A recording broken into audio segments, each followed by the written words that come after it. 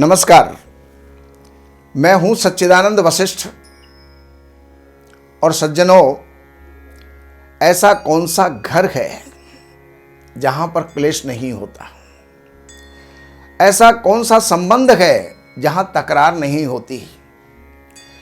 ऐसा कौन सा कार्यालय है जहां पर वाद विवाद नहीं होता? तो ये तो वाद विवाद तकरार ये सब जगह होती है, लेकिन एक व्यक्ति ऐसा होता है जिसको क्षण क्षण के अंदर गुस्सा आता है। ये कहिए कि गुस्सा उसके नाक के ऊपर रहता है, और गुस्से के कारण कितने काम बिगड़ जाते हैं। ये कहिए कि प्रायः सभी काम बिगड़ जाते हैं। गीता के अंदर भगवान कृष्ण ने कहा है कि संगात संजायते कामः, कामाद क्रोधो भी जायते, और क्रोधाद भवति सम्मोह, सम्मोहाद स्मृति विभ्रमः, स्मृति भ्रंशाद बुद्धिनाशो, बुद्धिनाशाद प्रणश्यति। अर्थात गुस्सा जो है ये विनाश का कारक है। और गुस्सा आता कब है? संगात संजायते कामः, किसी का भी हम संग करेंगे, व्यापारी का संग करेंगे तो व्यापार की इच्छा होगी, धन लाभ की इच्छा होगी, वो एक काम उत्पन्न होगा। स्त्री का संग करेंगे तो वासनाएं उत्पन्न होंगी। तो किसी से हम सेवा के लिए जो है कोई विचार करेंगे तो वहाँ पर वो सेवा हमारी नहीं हो पाई, या हमारा सत्कार नहीं हो पाया, या हमारा सम्मान नहीं हो पाया, तो ऐसी स्थिति में भी हमको गुस्सा आता है। संगात संजायते कामः, और कामात क्रोधो भी जायते।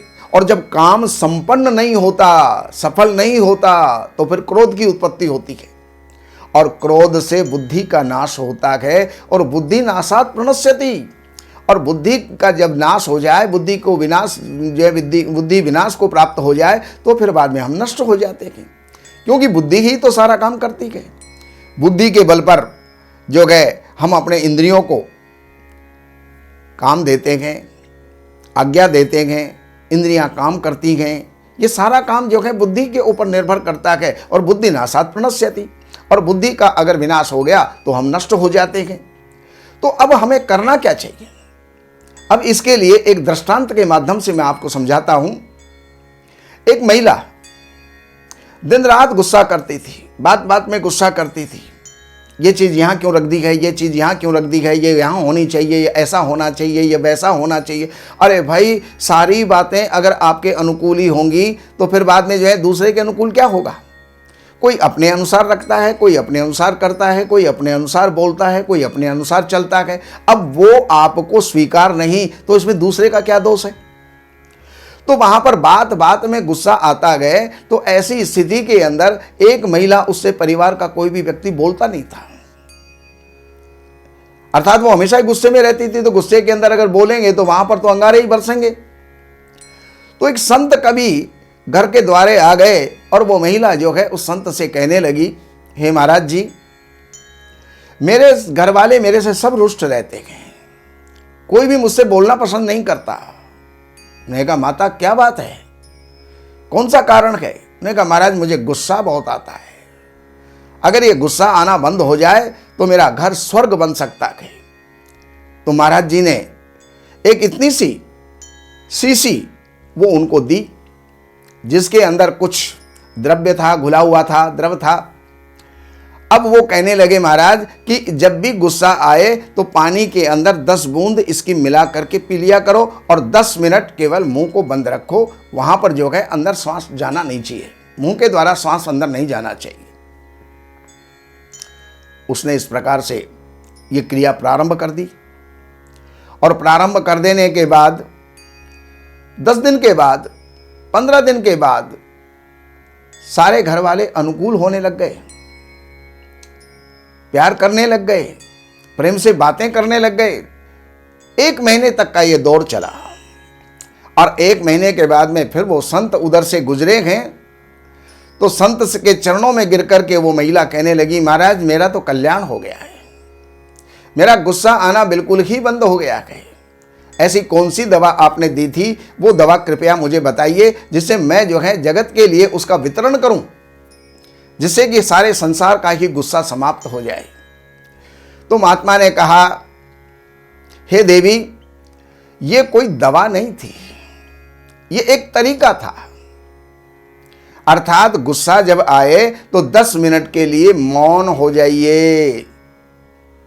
और वैसे तो तुम मौन हो नहीं सकती थी, तो मैंने दवा का बहाना करके और गंगाजल तुमको दिया था, ये 10 बूंद जो है ये दवा पानी में मिला करके तुम पी लीजिए और 10 मिनट बोलना नहीं, और 10 मिनट जब बोलोगी नहीं तो इतने देर में गुस्सा जो है वो समाप्त हो जाएगा। और गुस्सा जब समाप्त हो जाएगा तो परिवार के अंदर कलह का कोई कारण ही नहीं बनेगा, परिवार में शांति होगी, सबसे प्रेम होगा। तो जो गुस्से की दवा है, अर्थात मौन ही गुस्से की दवा होती है। और इसको आप जो है इस दृष्टांत के माध्यम से समझ आप गए होंगे, और इसको अपने जीवन के अंदर आप उतारिए। हमारे चैनल को सब्सक्राइब कीजिए, हम बेल आइकन को दबाइए, और जब भी आपको कभी कोई फ़ोन करना हो, चाहे वो ज्योतिष से संबंधित है, वास्तु से संबंधित है, और भी किसी प्रकार का अगर आपको जो है किसी प्रकार की कामना है, कोई समस्या है, तो आप फ़ोन करें। लेकिन 10 बजे से, प्रातःकाल 10 बजे से लेकर के और सायंकाल 6 बजे तक आप फ़ोन करें, जिससे कि आपका फ़ोन उठ भी जाए और आपको जवाब भी मिल जाए और आप जो है संतुष्ट भी हो सकें। नमस्कार। दैवज्ञ सच्चिदानंद वशिष्ठ जी से ज्योतिष, वास्तु, तंत्र मंत्र से संबंधित जानकारी हेतु हमारे YouTube चैनल श्री वशिष्ठ को सब्सक्राइब, लाइक और शेयर करें। लेटेस्ट अपडेट के लिए बेल का बटन जरूर दबाएं। हमारे यहाँ वैदिक ब्राह्मणों के द्वारा सभी प्रकार के पूजा पाठ, कर्मकांड, संगीत में विवाह, गृह क्लेश, काल सर्प दोष, व्यापार में रुकावट व नवग्रहों की पूजा आदि कराई जाती है। हमारे संपर्क सूत्र हैं 7838 98421।